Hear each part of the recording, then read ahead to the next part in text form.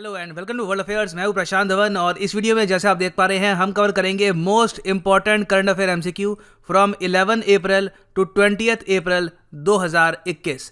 चलिए स्टार्ट करते हैं। वैसे पहले मैं आपको ये बता दूं कि 1 अप्रैल से लेकर 10 अप्रैल तक के जो करंट अफेयर्स हैं ये भी अवेलेबल है ऑन वर्ल्ड अफेयर्स। इसका लिंक मैं आपको दे दूंगा डिस्क्रिप्शन सेक्शन में, पीडीएफ भी वहाँ पे आपको मिल जाएगी। और बाय द वे यहाँ पे आप देख पाएंगे ये है वो वीडियो। हर वीडियो के अंत में मैं एक क्वेश्चन भी पूछता हूँ। यहाँ पर लास्ट टाइम जो मैंने क्वेश्चन पूछा था इसका एक बहुत ही अच्छा आंसर दिया है यहाँ पर स्वप्निल ने, और इनकी कमेंट यहाँ पर पिन भी हुई है। इस वीडियो के अंत में भी एक क्वेश्चन होगा, आप इसको अटेंड करिएगा। अगर आपका आंसर काफी इंप्रेसिव हुआ तो आपके आंसर को भी मैं पिन कर दूंगा in the comment section below. So first question यहाँ पे आपसे पूछ रहा है कि हाल ही में भारत ने निम्नलिखित में से किस देश को 100 करोड़ से अधिक की एक पेट्रोल बोट गिफ्ट करी है। ये टॉपिक बहुत न्यूज़ में था। पीएम मोदी ने यहाँ पर एक समिट के दौरान ये अनाउंसमेंट करी कि ये हम बोट गिफ्ट करेंगे, और इस टॉपिक पर मैंने एक डेडिकेटेड वीडियो भी बनाई थी ऑन वर्ल्ड अफेयर्स। नाउ सही उत्तर यहाँ पे है option C, Seychelles is the right answer. Indian ocean में बहुत ही इंपॉर्टेंट कंट्री है, छोटे छोटे आइलैंड्स का ग्रुप है, अभी आपको मैप पे दिखाऊंगा सेशल्स।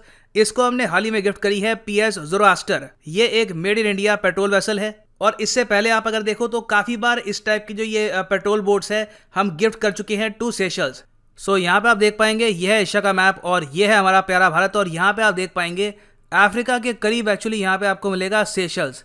बहुत सारे छोटे छोटे टापुओं का ये ग्रुप है, और राजधानी है इस देश की Victoria. Very very important country, बहुत न्यूज़ में रहता है ये। इसको मालदीव से कंफ्यूज मत कर लेना। मालदीव्स यहाँ पे आपको मिलेगा भारत के करीब, ये यहाँ पे है मालदीव्स। राजधानी आप यहाँ पे देख पाएंगे माले। और एक क्वेश्चन यहाँ पे ये भी आता है कि सेशल्स को, यहाँ पे जो सेशल्स देश है, इसको आप एशिया का पार्ट मानेंगे या फिर अफ्रीका का? तो ये एक्चुअली पार्ट है अफ्रीका का। सेशल्स मेंबर भी है अफ्रीकन यूनियन का, तो बहुत ही इंपॉर्टेंट देश है ये, काफ़ी हद तक न्यूज़ में भी रहता है। Make sure to remember this. So आगे बढ़ते हैं अगले प्रश्न की तरफ। बहुत अच्छा सवाल है। यहाँ पे आपसे पूछा जा रहा है कि हाल ही में भारत का पहला म्युनिसिपल ग्रीन बॉन्ड ये किसने इशू किया है बॉम्बे स्टॉक एक्सचेंज में? ये है यहाँ पे आपकी ऑप्शन। एक बार वीडियो को पॉज करके अटेम्प्ट कर लो, बहुत ही हिस्टोरिक ये इवेंट था, इसके बारे में आपको पता होना चाहिए। नाउ सही उत्तर यहाँ पे है ऑप्शन बी, गाजियाबाद नगर निगम सही उत्तर है। अब ये इसका मतलब क्या है? First municipal green bond on Bombay stock exchange.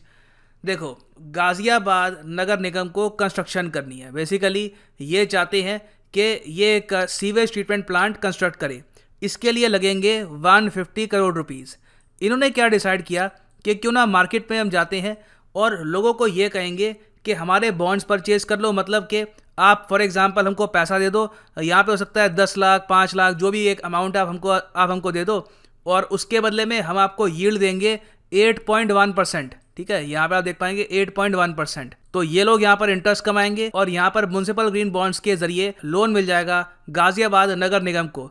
तो इन्होंने मार्केट रूट यहाँ पे अपनाया है ये फंड्स को उठाने का, और इस फंड से ये बनाएंगे सीवेज ट्रीटमेंट प्लांट। और लॉन्ग टर्म इनका ऑब्जेक्टिव यहाँ पर ये है कि इस प्लांट से ये लोग जो वेस्ट वाटर है इसको ये रिसाइकल करेंगे फॉर ड्रिंकिंग वाटर। और ये एक्सपेरिमेंट काफ़ी हद तक सक्सेसफुल भी हुआ है। माना जा रहा है कि इसके बाद कानपुर, आगरा, वाराणसी भी इस टाइप के ग्रीन म्युनिसिपल बॉन्ड इशू कर सकते हैं फंड इकट्ठा करने के लिए।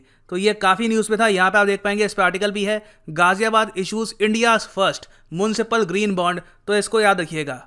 ना आगे बढ़ते हैं। अगला प्रश्न यहाँ पे आपसे पूछ रहा है कि हाल ही में किस मंत्री ने लॉन्च किया है इम्प्लीमेंटेशन प्लान सार्थक? ये काफ़ी हद तक न्यूज़ में है, और सही उत्तर यहाँ पे है option C, the education minister of India, the union education minister of India Ramesh Pokhriyal. यहाँ पे आप अगर देखेंगे education minister launches implementation plan. देखो, सार्थक एक इम्प्लीमेंटेशन प्लान है। इम्प्लीमेंट क्या करना है इसमें? हम यहाँ पे ये कोशिश करेंगे कि नेशनल एजुकेशन पॉलिसी 2020, इसमें जो भी इंपॉर्टेंट पॉइंट्स हैं इनको हम ग्राउंड लेवल पर इम्प्लीमेंट कैसे करें, इसके लिए लॉन्च किया गया है एक अलग से इम्प्लीमेंटेशन प्लान सार्थक। और इसकी एक फुल फॉर्म भी है। फुल फॉर्म यहाँ पे है students and teachers holistic advancement through quality education programme, Sarthak programme. बहुत ही इंपॉर्टेंट है, काफ़ी तक न्यूज़ में है, तो please make sure to remember this, क्योंकि बताया ये जा रहा है कि सार्थक से बहुत बड़ा इम्पैक्ट होगा इंडिया के एजुकेशन सिस्टम में। ये इम्पैक्ट करेगा 25 करोड़ स्टूडेंट्स, 15 लाख स्कूल्स और 94 लाख टीचर्स को। नाउ आगे बढ़ते हैं अगले प्रश्न की तरफ। यहाँ पे आपसे पूछा जा रहा है कि उस मंत्रालय का नाम बताइए जिसने हाल ही में नोटिफाई किया है कॉपीराइट अमेंडमेंट रूल्स 2021 को। ये हैं यहाँ पे आपकी ऑप्शंस, और सही उत्तर यहाँ पे है option option A ministry of commerce and industry ने यहाँ पे नोटिफाई किया है ये नए रूल्स को। यहाँ पे आप देखेंगे इस पे आर्टिकल है। नाउ ये नए रूल्स हैं क्या? पहली बात तो देखो, भारत में जो कॉपीराइट रजीम है, आपने कुछ प्रोड्यूस किया, आपने एक गाना गाया, आपकी कोई किताब छापी गई, तो वहाँ पे आप चाहते हैं कि आपका कॉपीराइट हो, कोई सिरा इसको कॉपी करके क्लेम ना कर ले as his own intellectual property. तो उसके लिए आप यहाँ पर यूज करोगे कॉपीराइट एक्ट ऑफ 1957 को to safeguard your intellectual property. तो इसमें हाल ही में कुछ बदलाव किए गए हैं जिसमें जो रेड टेपिज्म है थोड़ा बहुत कम कर दिया गया है। अब जरूरत नहीं है कि पब्लिकेशन होनी चाहिए ऑफिशियल गैजेट में। इससे देखो कॉपीराइट के क्लेम्स करना जरा आसान हो जाएगा, रॉयल्टी पाना जरा आसान हो जाएगा। ये अपने आप में काफी एक लंबा टॉपिक है, मगर हाल ही में नोटिफाई किए गए हैं कॉपीराइट अमेंडमेंट रूल्स 2021 और ये किया गया है ministry of commerce and industry द्वारा, जिसको हेड कर रहे हैं आज के समय पीयूष गोयल साहब। सो आगे बढ़ते हैं अगले प्रश्न की तरफ। बहुत अच्छा सवाल है यहाँ पे आपसे पूछा जा रहा है कि हाल ही में किस शहर में ICCR क्या है? यह है Indian council for cultural relations. इसने सेलिब्रेट किया है अपना फाउंडेशन डे, और इस फाउंडेशन डे को सेलिब्रेट करते वक्त इन्होंने एक ऐप भी लॉन्च करी है लिटिल गुरु के नाम से। ये बहुत इंपॉर्टेंट क्वेश्चन है, मैं आपको ये बता रहा हूँ। ये है यहाँ पे आपकी ऑप्शंस, एक बार इसको अटेम्प्ट कर लो माइंड में। नाउ सही उत्तर मैं आपको बता रहा हूँ, सही उत्तर यहाँ पे क्या हो सकता है? सही उत्तर यहाँ पे है ऑप्शन डी, बीजिंग। जी हाँ, चाइना की राजधानी बीजिंग में हाल ही में Indian council for cultural relations, अब ये ICCR है क्या? अब भारत की जो एम्बेसी है बीजिंग में, वहाँ पे इन्होंने एस्टैब्लिश कर रखा है ICCR को। ये क्या करता है कि इंडिया का जो कल्चर है, इंडिया की लैंग्वेजेस, ये सब प्रमोट करता है। चाइना में भी कई लोग हैं जो जिज्ञासा रखते हैं भारत के बारे में, भारत के कल्चर के बारे में, तो ये लोग यहाँ पे आते हैं, लेक्चर लेते हैं, किताबें पढ़ते हैं, बहुत सी एक्टिविटीज़ यहाँ पे होती है। तो इस दौरान संस्कृत को प्रमोट करने के लिए एक बहुत ही इंपॉर्टेंट ऐप लिटिल गुरु ये लॉन्च करी गई है ICCR द्वारा। यहाँ पे आप अगर देखेंगे इस पे आर्टिकल है ICCR foundation day celebrated at Indian embassy in Beijing. तो जो ये लिटिल गुरु ऐप है, इससे कोई भी आदमी बहुत ही फन एंटरटेनिंग तरीके से, ऑलमोस्ट एक गेम की तरह लर्न कर सकता है संस्कृत लैंग्वेज को। और ये जो ऐप है ये डेवलप की गई है by Bengaluru based company game app स्पोर्ट्सविज द्वारा। तो हाल ही में ये बहुत ज़्यादा न्यूज़ में है। आपसे डायरेक्टली ऐसे ही पूछ सकते हैं एग्जाम में कि लिटिल गुरु ऐप जो आजकल न्यूज़ में है, ये किस कंट्री में लॉन्च करी गई है, इस ऐप का रिलेशन किससे है, किस लैंग्वेज से इसका रिलेशन है। तो you should know about this, इससे क्वेश्चन आ सकता है। सो आगे बढ़ते हैं अगले प्रश्न की तरफ। और ये बहुत अच्छा सवाल है, और मैं आपको ये बता दूं कि इन वीडियोस में जो मैं आपको हर 10 दिन में वीडियो दे रहा हूँ, इनमें आपको मिलेंगे best of the best MCQ। कोई यहाँ पर फालतू का कोई टॉपिक नहीं होगा। This is only for hard core students. तो यहाँ पे प्रॉपर आपका रिविजन हो जाएगा। और इस सब के अलावा जो ये 3 वीडियोज़ आपको मिलेगी महीने में, आपको एक 100 बेस्ट MCQ का कंपाइलेशन भी मिलेगा महीने के अंत में। खैर, अब यहाँ पे आप एक क्वेश्चन देखेंगे, बहुत अच्छा सवाल है। यहाँ पे आपसे पूछ रहे हैं कि हाल ही में खेल मंत्री किरण रिजिजू ने इनॉग्रेट किया है Khelo India state centre of excellence for rowing discipline at water sports academy in which city. अब देखो, खेल बहुत टाइप के होते हैं। कई खेल होते हैं जहाँ पे आपको दौड़ लगानी होती है, कई खेल होते हैं जहाँ पे जिम्नास्टिक्स इन्वॉल्व होते हैं, कई खेल होते हैं जहाँ पे गन का यूज़ होता है, बो एंड एरो का यूज़ होता है। उसी तरीके से वाटर स्पोर्ट्स आज के समय बहुत इंपॉर्टेंट है दुनिया भर में। टोक्यो ओलंपिक्स में भी आप अगर देखो तो वाटर स्पोर्ट्स का इंपॉर्टेंट रोल होगा। तो सिर्फ वाटर स्पोर्ट्स में जो रोइंग डिसिप्लिन है, उसके लिए हाल ही में एक अकेडमी ओपन करी गई है। यह है Khelo India state centre for excellence academy. आपको ये बताना है कि हाल ही में इसको कहाँ पे किया गया है इनॉग्रेट। सही उत्तर यहाँ पे है ऑप्शन डी, श्रीनगर। यहाँ पे आप देखेंगे इस पे आर्टिकल है दूरदर्शन का। Sports minister Kiren Rijiju inaugurates Khelo India state centre for excellence for rowing discipline at water sports academy in Srinagar. तो ये बहुत न्यूज़ में है, please make sure to remember this. आगे बढ़ते हैं अगले प्रश्न की तरफ। यहाँ पे आपसे पूछ रहे हैं कि recently the multinational military exercise, बहुत से कंट्रीज ने मिलकर एक युद्ध अभ्यास किया है हाल ही में शांतिर ओगर सेना के नाम से। ना इस युद्ध अभ्यास में भारत ने भी पार्टिसिपेट किया है। आपको यहाँ पर यह बताना है कि यह युद्ध अभ्यास किस कंट्री ने ऑर्गेनाइज किया था, होस्ट किया था। ये हैं यहाँ पे आपकी ऑप्शंस, और सही उत्तर यहाँ पे है ऑप्शन डी, बांग्लादेश। इस टॉपिक पर भी मैंने एक डेडिकेटेड वीडियो बनाई थी। ये बहुत ही इंपॉर्टेंट टॉपिक है क्योंकि बांग्लादेश ने ये युद्ध अभ्यास होस्ट किया है टू पे ट्रिब्यूट टू बंगबंधु शेख मुजीबुर रहमान। जिस तरीके से इंडिया में हम कहते हैं फादर ऑफ नेशन है महात्मा गांधी जी, उसी तरीके से बांग्लादेश में फादर ऑफ नेशन का स्टेटस मिला हुआ है शेख मुजीबुर रहमान को। तो आज के समय बांग्लादेश सेलिब्रेट कर रहा है 2021 में इनकी बर्थ सेंटिनरी, मतलब के बर्थ एनिवर्सरी, मतलब के 100वीं बर्थ एनिवर्सरी। तो इसी के सम्मान में हाल ही में इन्होंने ये जो मिलिट्री एक्सरसाइज है ये होस्ट करी है और कई कंट्रीज़ ने यहाँ पे पार्टिसिपेट किया है, जैसे कि श्रीलंका, भूटान, बांग्लादेश ऑब्वियसली, और उसके अलावा इंडिया, और कई कंट्रीज़ के ऑब्जर्वर भी यहाँ पर मौजूद थे, जैसे कि US, UK, Turkey, Saudi Arabia. तो ये काफ़ी हद तक न्यूज़ में, याद रखिएगा, शांतिर ओगोर सेना ये हुई थी हाल ही में in Bangladesh, multi country military exercise. So आगे बढ़ते हैं अगले प्रश्न की तरफ। यहाँ पे आपसे पूछ रहे हैं कि प्रेसिडेंट ऑफ इंडिया ने हाल ही में अपॉइंट किया है किसे as the chief election commissioner of India. बहुत ही इंपॉर्टेंट सवाल है, ये है यहाँ पे आपकी ऑप्शंस, और सही उत्तर आपको बताना चाहिए। सही उत्तर यहाँ पे है ऑप्शन ए, सुशील चंद्र। यहाँ पे आप अगर देखेंगे सुशील चंद्र, द हिंदू का आर्टिकल है, Sushil Chandra appointed chief election commissioner, और ये अपॉइंट करता कौन है? Of course the honourable president of India. Sushil Chandra 1980 batch के IRS ऑफिसर हैं और ये 24th चीफ इलेक्शन कमिश्नर होंगे भारत के। और आपको पता होना चाहिए कि चीफ इलेक्शन कमिश्नर ये हेड करते हैं इलेक्शन कमीशन ऑफ इंडिया को।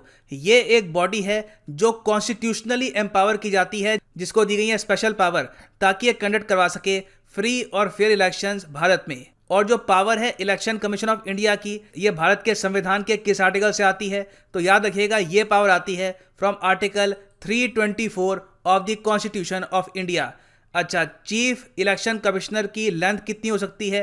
टर्म लेंथ इनकी होती है 6 साल की या फिर 65 years, which ever comes first. और एक और सवाल काफ़ी बार पूछा जाता है कि भारत के इतिहास के पहले चीफ इलेक्शन कमिश्नर कौन थे? तो ये थे Sukumar Sen. He was the first election commissioner of independent India.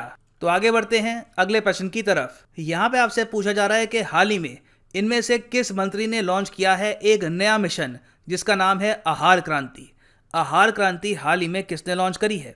ये है यहाँ पे आपकी ऑप्शंस, और सही उत्तर यहाँ पे है option B is the right answer. Doctor Harshvardhan ji जो हमारे हेल्थ मिनिस्टर हैं, इन्होंने लॉन्च किया है आहार क्रांति को। यहाँ पे आप देख पाएंगे PIB का कटआउट है, डॉक्टर हर्षवर्धन विल लॉन्च। ये वैसे पुराना आर्टिकल है तो विल लिखा हुआ है, लॉन्च हो चुका है वैसे ये। तो doctor Harshvardhan launched a new mission called आहार क्रांति। इसका मेन एम ये है कि एक मैसेज फैलाया जाए इंडिया की जनता में कि एक न्यूट्रिशनली बैलेंस्ड मील होनी चाहिए, जहां पर फ्रूट्स भी हो, जहां पर वेजिटेबल्स भी हो। और ये मिशन हाल ही में लॉन्च किया गया है इस मोटो के साथ, उत्तम आहार उत्तम विचार, या फिर गुड डाइट गुड कॉग्निशन। सो आगे बढ़ते हैं अगले प्रश्न की तरफ। यहाँ पे आपसे पूछा जा रहा है कि defence minister of India Rajnath Singh ji ने इनॉग्रेट किया है dash biannual Indian air force commanders conference को 2021 में। आपको सिंपली यहाँ पर यह बताना है कि हाल ही में जो इनॉग्रेट की गई है by annual Indian air force commanders conference, क्या ये पहली ऐसी कॉन्फ्रेंस है, दूसरी, पांचवी या फिर छठी? देखिए एग्जाम पर्सपेक्टिव से ये इंपॉर्टेंट इसलिए है क्योंकि ये अपने आप में है पहली ऐसी कॉन्फ्रेंस।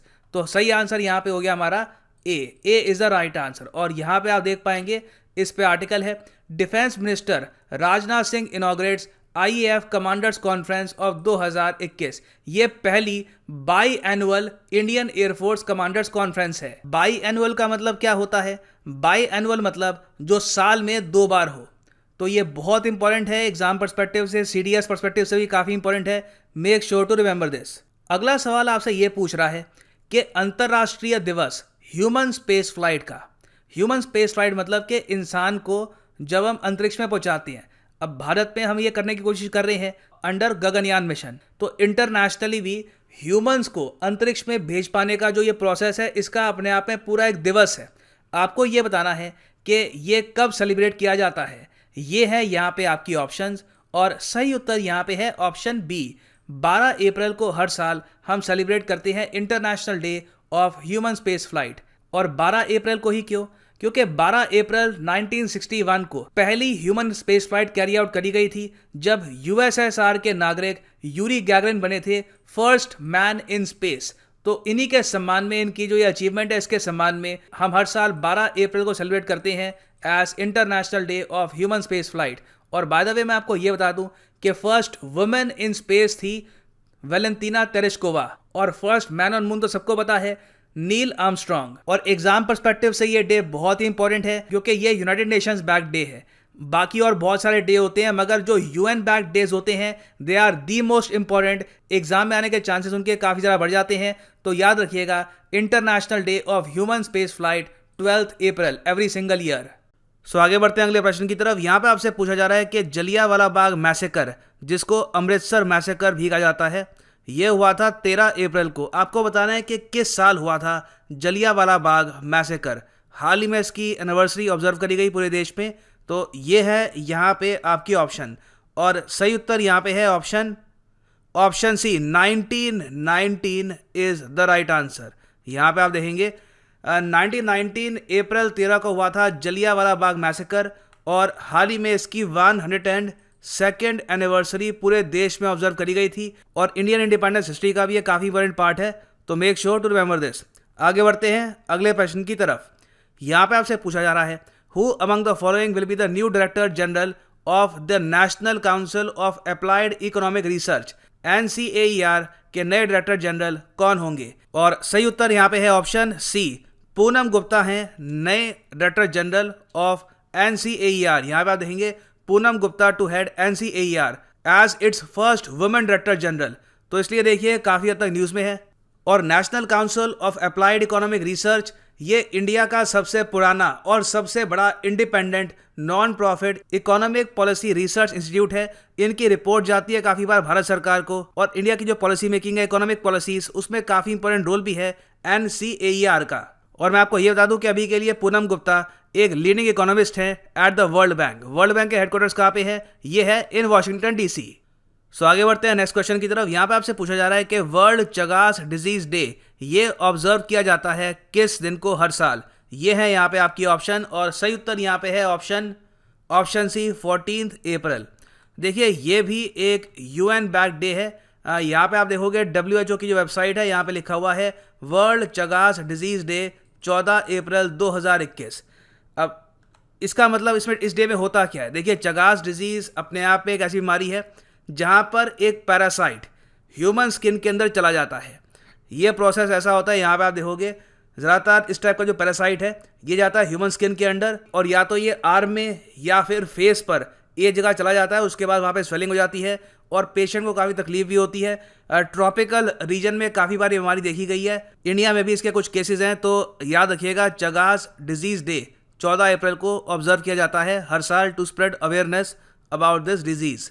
आगे बढ़ते हैं अगले प्रश्न की तरफ। यहाँ पे आपसे पूछ रहे हैं कि 14 अप्रैल को हर साल हम सेलिब्रेट करते हैं birth anniversary of doctor BR Ambedkar as Ambedkar Jayanti. आपको सिंपली ये बताना है कि बर्थ प्लेस क्या है डॉक्टर BR अम्बेडकर की। ये है यहाँ पे आपकी ऑप्शन, और सही उत्तर यहाँ पे है ऑप्शन बी। जी हाँ, मध्य प्रदेश में इनका जन्म हुआ था महू में इन 1891। आज के समय इस जगह को रीनेम कर दिया गया है एज डॉक्टर अम्बेडकर नगर, और हाल ही में 2021 में हमने सेलिब्रेट करी है इनकी 130th birth anniversary. So next question यहाँ पे आपसे पूछ रहा है कि द रायसीना डायलॉग जो भारत का सबसे प्रीमियर कॉन्फ्रेंस होता है जियो पॉलिटिक्स के ऊपर, जियो इकोनॉमिक्स के ऊपर, इसमें बेसिकली दुनिया भर से थिंकर्स, काफ़ी बार वर्ल्ड लीडर्स इकट्ठा होते हैं नई दिल्ली में और बातचीत होती है। यहाँ पे आपको बताना है कि हाल ही में 2021 में कौन सा एडिशन हुआ है रायसीना डायलॉग का। ये है यहाँ पे आपकी ऑप्शन, और सही उत्तर यहाँ पे है ऑप्शन डी 6th एडिशन हाल ही में कंक्लूड हुआ है 2021 में ऑफ द रायसीना डायलॉग। इसको होस्ट करता है observer research foundation in partnership with the ministry of external affairs. जो थीम है इस बार की रायसीना डायलॉग का ये था viral world, outbreaks, outliers and out of control. याद रखिएगा ये बहुत ही इंपॉर्टेंट है। रायसीना डायलॉग की शुरुआत हुई थी 2016 में। It was structured on the lines of Shangri La dialogue जो होता है सिंगापुर में, और यहाँ पे आप देख पाएंगे इस पे आर्टिकल भी है जो इसका थीम है। Bye the way this is super important, इसको प्लीज याद रख लेना, किसी भी एग्जाम में आपसे पूछ सकते हैं। सो आगे बढ़ते हैं अगले प्रश्न की तरफ। यहाँ पे आपसे पूछा जा रहा है कि 13 अप्रैल 2021 को इंडियन आर्मी ने सेलिब्रेट किया था विच सियाचिन डे।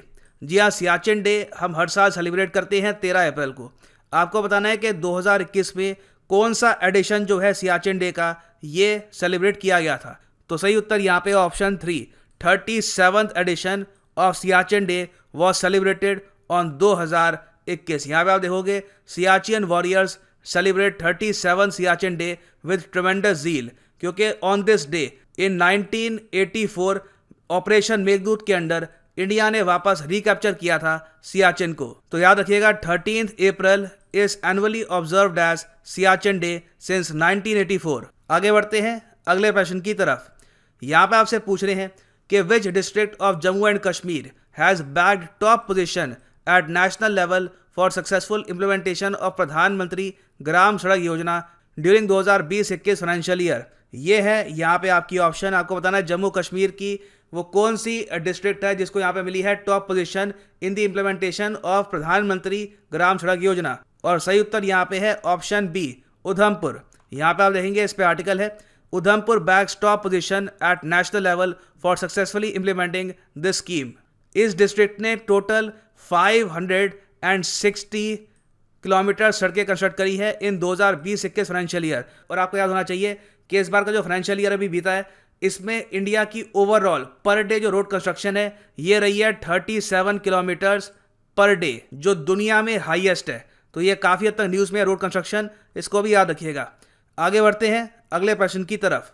अगला प्रश्न आपसे ये पूछ रहा है कि recently who among the following has inaugurated E Santa an electronic market place for aqua farmers. ये है यहाँ पे आपकी ऑप्शन और सही उत्तर यहाँ पे है ऑप्शन ए, पीयूष गोयल साहब ने हाल ही में लॉन्च किया है ई सांता को।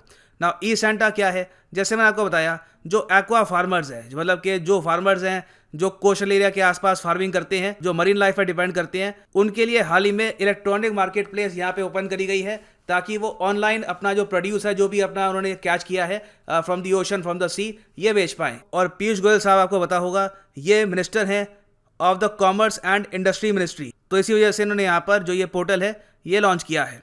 आगे बढ़ते हैं अगले प्रश्न की तरफ। यहाँ पे आपसे पूछा जा रहा है कि which among the following recently launched Poshan Gyan, a digital repository on health and nutrition. तो यहाँ पे सही उत्तर है option B is the right answer. Niti Aayog ने हाल ही में लॉन्च किया है पोषण ज्ञान। यहाँ पे आप देखेंगे ये इसमें बेसिकली क्या है कि वेबसाइट है, यहाँ पे आप जा सकते हैं और यहाँ पे आपको जानकारी मिलेगी हेल्थ से रिलेटेड, न्यूट्रिशन से रिलेटेड, एक प्रॉपर डाइट क्या है, क्या आपको कंज्यूम करना चाहिए, कितने कार्बोहाइड्रेट्स, कितने प्रोटीन, फ्रूट्स की यहाँ पर नीड क्या है। और यहाँ पे देखिए लिखा है कि पोषण ज्ञान repository enables the search of communication materials on 14 thematic areas of health nutrition across diverse languages, media types, target audiences, resources. तो सरकार की एक कोशिश है ताकि लोगों में अवेयरनेस ज़रा जागे अबाउट न्यूट्रिशन, अबाउट हेल्थ। तो ये भी काफ़ी इंपॉर्टेंट है, याद रखिएगा। नीति आयोग ने लॉन्च किया है पोषण ज्ञान।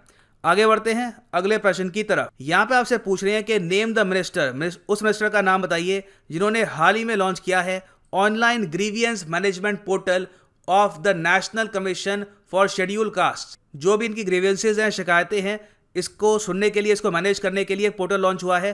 तो आपको बताना है कि किस मंत्री ने हाल ही में ये पोर्टल लॉन्च किया है।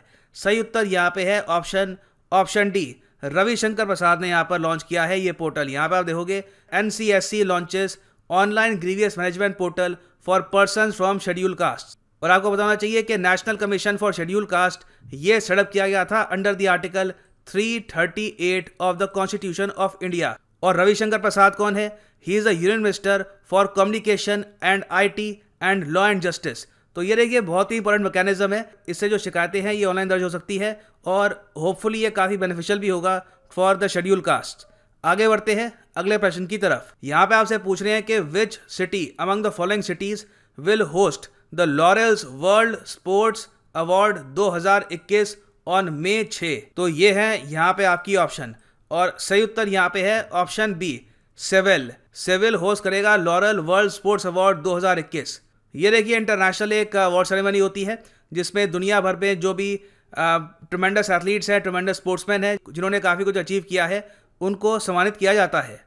तो यहाँ पे आप देखोगे Seville to be host city for Laureus world sports award. और सेविल कहाँ पे आपको मिलेगा? ये आपको मिलेगा स्पेन में। ये स्पेन का एक बहुत ही फेमस शहर है और सिंस कोविड-19 पैंडेमिक फैला हुआ है तो जो ये सेरेमनी है इस अवार्ड फंक्शन की, ये होगी थ्रू वर्चुअल कॉन्फ्रेंस।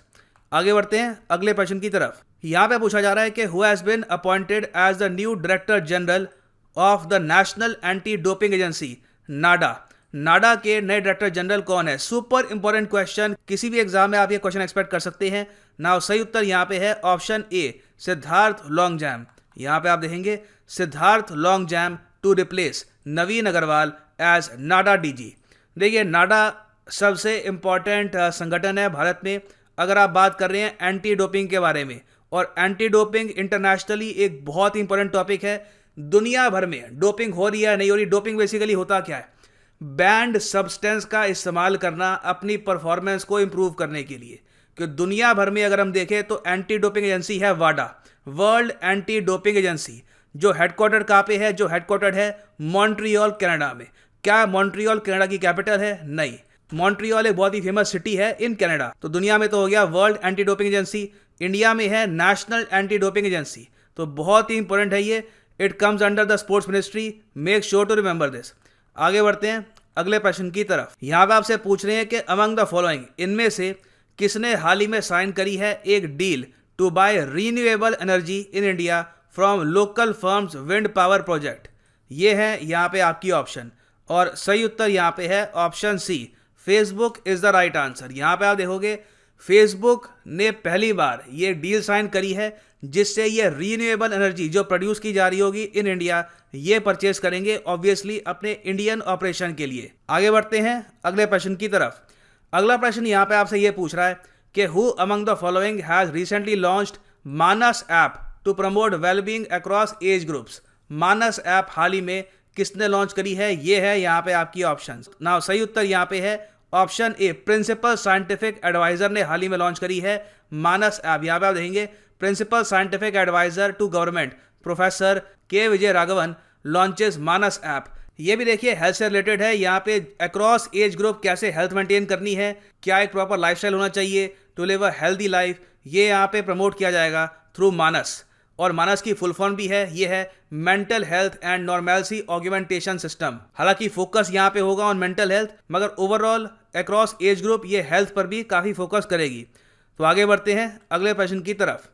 यहाँ पे आपसे पूछा जा रहा है with which among the following agriculture ministry has recently signed a memorandum of understanding for pilot project to boost farmers income. इनमें से किसके साथ मिनिस्ट्री ऑफ एग्रीकल्चर ने एक MOU memorandum of understanding sign किया है फार्मर्स की इनकम को इंक्रीज करने के लिए? नाउ सही उत्तर यहाँ पे है ऑप्शन डी, माइक्रोसॉफ्ट के साथ साइन किया गया है ये MOU। और एग्रीकल्चर मिनिस्ट्री में मिनिस्टर कौन है? मिनिस्टर है यहाँ पे नरेंद्र सिंह तोमर। यहाँ पे आप देख पाएंगे agriculture ministry ends pact with Microsoft for pilot project to boost farmers income. ऐसा नहीं है कि अब सिर्फ फार्मर्स की इनकम बढ़ जाएगी, एक पायलट प्रोजेक्ट पे काम कर रहे हैं, छोटे से एरिया में इसको टेस्ट किया जाएगा, अगर सक्सेसफुल हुआ तो लार्ज स्केल पर इसको यूज करेंगे। तो आगे बढ़ते हैं अगले प्रश्न की तरफ। यहाँ पे आपसे पूछा जा रहा है कि हर साल हिमाचल प्रदेश सेलिब्रेट करता है हिमाचल डे ऑन अप्रैल 15। आपको ये बताना है कि हिमाचल प्रदेश की फॉर्मेशन किस साल हुई थी, in which year Himachal Pradesh was created. ये है यहाँ पे आपकी ऑप्शन, और सही उत्तर यहाँ पे है ऑप्शन बी, 1948 में। अब देखो इंटरेस्टिंग बात यह है कि 1948 में हिमाचल प्रदेश को फॉर्म किया गया था एज ए यूनियन टेरिटरी। काफ़ी लंबे समय तक हिमाचल प्रदेश रहा एक यूटी।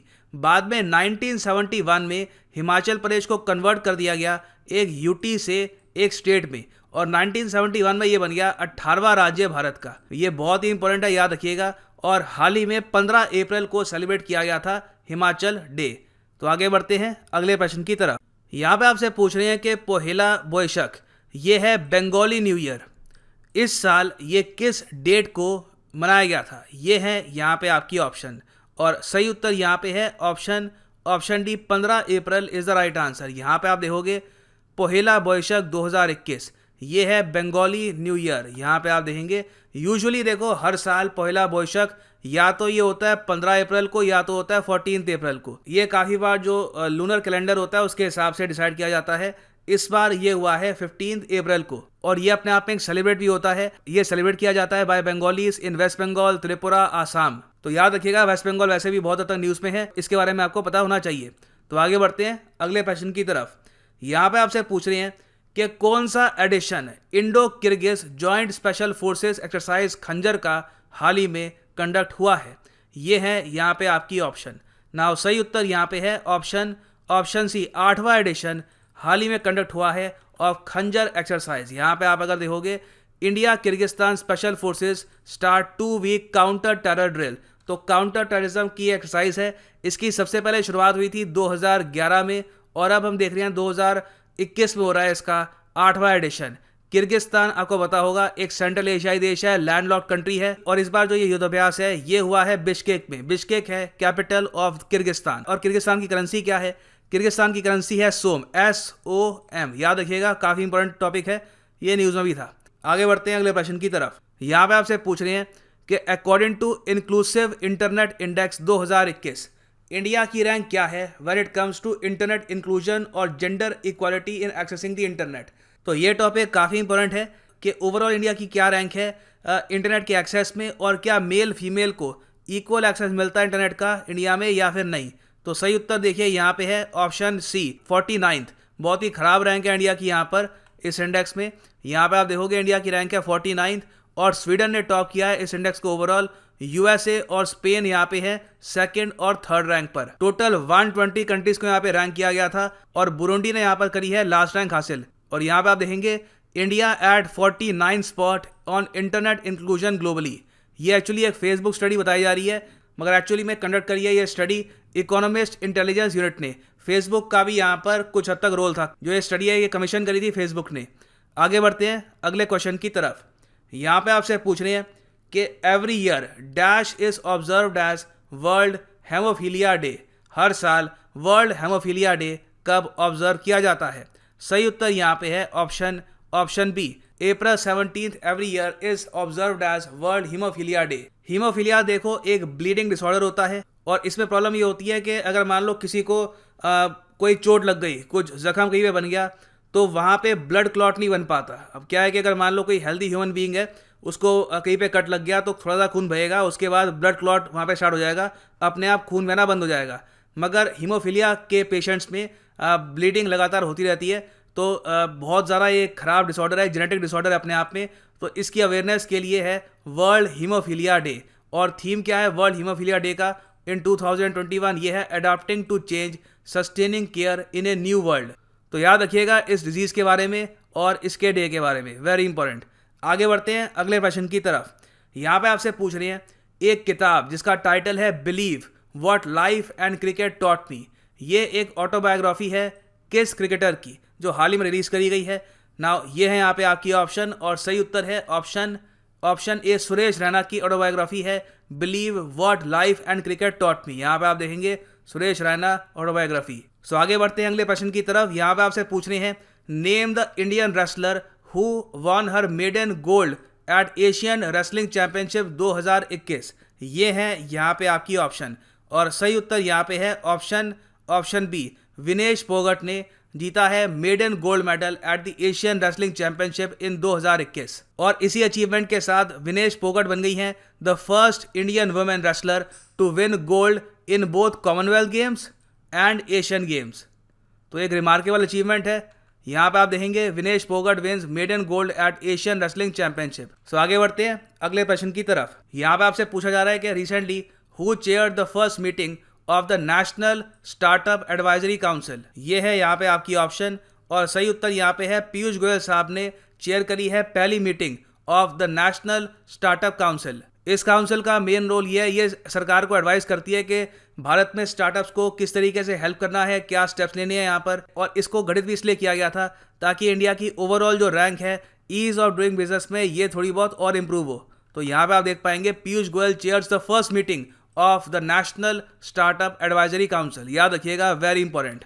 सो नेक्स्ट क्वेश्चन यहाँ पे आपसे पूछ रहा है कि हाल ही में किसने ये कहा है कि हमें रखना चाहिए पहला united nations food system summit सितंबर 2021 में। किसकी कॉल के बाद ये जो समिट है ये होस्ट किया जाएगा? तो सही उत्तर यहाँ पे है ऑप्शन बी एंटोनियो गुतेरेस। जी हाँ, यूएन के सेक्रेटरी जनरल की कॉल के बाद United nations food system summit host किया जाएगा। इंडिया भी इसमें पार्टिसिपेट करेगा। ये अपने आप में हिस्टोरिक है क्योंकि दुनिया भर में देखो बिकॉज ऑफ कोविड-19 जो ट्रेड है ये नेगेटिवली इम्पैक्ट हुआ है, फूड की जो सप्लाई है ये काफ़ी नेगेटिवली इम्पैक्ट हुई है और आज के समय कई कंट्रीज फेस कर रही है फूड शॉर्टेज को। तो ऐसे टाइम में ये समिट बहुत ही इंपॉर्टेंट है in dealing food shortage around the world. आगे बढ़ते हैं अगले प्रश्न की तरफ। यहाँ पर आपसे पूछा जा रहा है कि वर्ल्ड हेरिटेज डे ये ऑब्जर्व किया जाता है हर साल किस डेट को?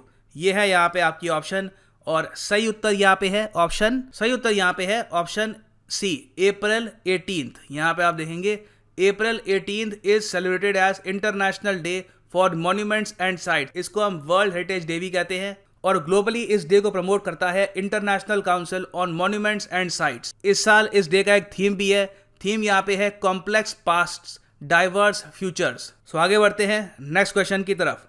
नेक्स्ट क्वेश्चन यहाँ पे आपसे पूछ रहा है कि name the first political party that has declared the name of the entity which made donations to it through electoral bonds. ये देखिए हिस्टोरिक है। इलेक्टोरल बॉन्ड्स में आपको पता होगा कि जहाँ से पैसे आपको मिल रहे हैं ये आपको डिस्क्लोज करने की आवश्यकता है नहीं, मगर हाल ही में पहली बार एक पॉलिटिकल पार्टी ने डिक्लेयर किया है कि कहाँ से उनको डोनेशंस आई हैं थ्रू दी इलेक्टोरल बॉन्ड्स। तो ये यहाँ पर किया है ऑप्शन डी, झारखंड मुक्ति मोर्चा ने। यहाँ पे आप देखोगे JMM Jharkhand Mukti Morcha becomes first party to declare name of electoral bonds donor. So आगे बढ़ते हैं नेक्स्ट क्वेश्चन की तरफ। नेक्स्ट क्वेश्चन यहाँ पे आपसे पूछ रहा है कि recently water sports and adventure institute ये इनॉग्रेट किया गया है किस स्टेट में। यहाँ पर सही उत्तर है option C, Uttarakhand is the right answer. यहाँ पे आप देखेंगे इस पे आर्टिकल है कि ITBP's water and sports adventure institute inaugurated at Tehri in Uttarakhand. So आगे बढ़ते हैं नेक्स्ट क्वेश्चन की तरफ। यहाँ पे आपसे पूछा जा रहा है कि हाल ही में who has become the first Indian women to climb mount Annapurna climb करने वाली फर्स्ट इंडियन वुमेन कौन बनी है। सुपर इंपॉर्टेंट क्वेश्चन है, किसी भी एग्जाम में आप एक्सपेक्ट कर सकते हैं। यहाँ पे सही उत्तर है ऑप्शन बी, प्रियंका मोहिते। यहाँ पे आप देखेंगे Maharashtra Priyanka Mohite becomes first Indian women to scale mount Annapurna, world's 10th highest peak. और ये माउंटेन लोकेटेड कहाँ पे है, ये है इन नेपाल। और ये माउंटेन माना जाता है वन ऑफ द टफेस्ट है ओवरऑल टू क्लाइंब। सो याद रखिएगा, काफ़ी हद तक ये न्यूज़ में है। ये आपसे पूछ भी सकते हैं कि माउंटेन की लोकेशन क्या है, कौन सी इंडियन वुमेन है जिन्होंने हाल ही में इसको क्लाइंब किया है। It is very much in news. आगे बढ़ते हैं अगले प्रश्न की तरफ। इस टॉपिक पर मेरी एक वीडियो भी है ऑन वर्ल्ड अफेयर्स। यहाँ पे आपको बताना है कि भारत की रैंक क्या है वर्ल्ड प्रेस फ्रीडम इंडेक्स 2021 में, और ये है यहाँ पे आपकी ऑप्शन। अगर आपने वीडियो देखी होगी तो आप यहाँ पे आंसर कर पाएंगे। सही उत्तर यहाँ पे है ऑप्शन बी, 142 यहाँ पे है भारत की रैंक। इस इंडेक्स को टॉप किया है नॉर्वे में, मतलब कि नॉर्वे में सबसे ज़्यादा फ्रीडम है, जर्नलिस्ट को, पत्रकारों को प्रेस फ्रीडम सबसे ज़्यादा है। इंडिया में देखो प्रेस फ्रीडम काफ़ी कम है। 180 कंट्रीज़ में से इंडिया को यहाँ पे रैंक किया गया है 142nd। चाइना की यहाँ पे रैंक थी 177। और जो ये इंडेक्स है ये तैयार करता कौन है, ये तैयार करता है रिपोर्टर्स विदाउट बॉर्डर्स। ये एक नॉन प्रॉफिट संगठन है जो हेडक्वार्टर्ड है इन पेरिस, फ्रांस। सो आगे बढ़ते हैं अगले प्रश्न की तरफ। यहाँ पे आपसे पूछ रहे हैं कि recently who among the following inaugurated the first ever online exhibition on Ramayana. ये हैं यहाँ पे आपकी ऑप्शंस, और सही उत्तर यहाँ पे है ऑप्शन बी, प्रहलाद सिंह पटेल ने हाल ही में इनॉग्रेट किया है first ever online exhibition on Ramayana. यहाँ पे आप देखेंगे इस पे ये एक आर्टिकल है by news service division of the all India radio. Tourism और कल्चर मिनिस्टर ने हाल ही में इनॉग्रेट किया है first ever online exhibition on Ramayana. So आगे बढ़ते हैं अगले प्रश्न की तरफ। यहाँ पे आपसे पूछा जा रहा है कि नेशनल सिविल सर्विस डे ये ऑब्जर्व किया जाता है 21 अप्रैल को हर साल। पहला national civil service day observe किया गया था किस साल में। ये है यहाँ पे आपकी ऑप्शंस, और सही उत्तर यहाँ पे है ऑप्शन डी, 2006। 2006 से हर साल हम सेलिब्रेट कर रहे हैं यहाँ पर नेशनल सिविल सर्विस डे। और सिविल सर्विसेज में क्या क्या यहाँ पे आता है, देखिए यहाँ पे आती है IAS Indian administrative service, IPS Indian police service, IRS Indian foreign service, और सेंट्रल ग्रुप A और group B services in the country. So आगे बढ़ते हैं अगले प्रश्न की तरफ। यहाँ पे आपसे पूछ रहे हैं कि world creativity and innovation day ये ऑब्जर्व किया जाता है किस दिन हर साल। ये है यहाँ पे आपकी ऑप्शन, और सही उत्तर यहाँ पे है ऑप्शन सी, 21 अप्रैल को हर साल ऑब्जर्व किया जाता है as world creativity and innovation day. और 2017 में इसकी शुरुआत करी गई थी। ये एक UN बैक डे है। Again it is very important, world creativity and innovation day 21 अप्रैल। और अब हम आ गए हैं उस क्वेश्चन पे जिसका आंसर मैं नहीं करूंगा, आप लोग करेंगे। बहुत अच्छा सवाल है, टेस्ट करेगा आपकी नॉलेज को। यहाँ पे आपसे पूछ रहे हैं कि हर प्रेसिडेंशियल कैंडिडेट, अगर कोई आदमी है वो बनना चाहता है द प्रेसिडेंट ऑफ इंडिया, तो उसको एक सर्टन अमाउंट 15,000 रुपये सिक्योरिटी डिपॉजिट के रूप में जमा कराने होते हैं एक बैंक में। आपको बताना है कि वो बैंक कौन सा है, reserve bank of India, state bank of India, Exim bank या फिर पंजाब नेशनल बैंक, किस बैंक में 15,000 रुपये का सिक्योरिटी डिपॉजिट इंपॉर्टेंट है हर प्रेसिडेंशियल कैंडिडेट के लिए इन इंडिया? आंसर करो इसका कमेंट सेक्शन में। सही आंसर आपको मिल जाएगा इस पूरी वीडियो की पीडीएफ में। पीडीएफ डिस्क्रिप्शन सेक्शन में आपको मिल जाएगी और जो मेरा टेलीग्राम चल रहा है वहाँ पे भी आपको मिल जाएगी। और आपका आंसर अगर काफ़ी डिटेल्ड हुआ, बहुत अच्छा अगर आंसर हुआ तो मैं उसको पिन भी कर दूंगा। और फाइनली यहाँ पर मैं ये भी ऐड कर दूं कि आप किसी भी एग्जाम के लिए प्रिपरेशन कर रहे हैं, चाहे एसएससी, बैंक, रेलवेज, आरपीएससी यानी एग्जामिनेशन, आप परचेज कर सकते हैं अनअकैडमी के कोर्सेज। सिंपली जाओ unacademy.com पे और ये जो ओरिजिनल प्राइस है ये पे मत कर देना, यूज़ करिए यहाँ पर प्रोमो कोड PD10 और आपको मिलेगा 10% का डिस्काउंट। ये होगा आपका discounted price after using the code PD10। So इसी नोट के साथ ये है वीडियो का अंत। Thank you for listening and as always God bless you all.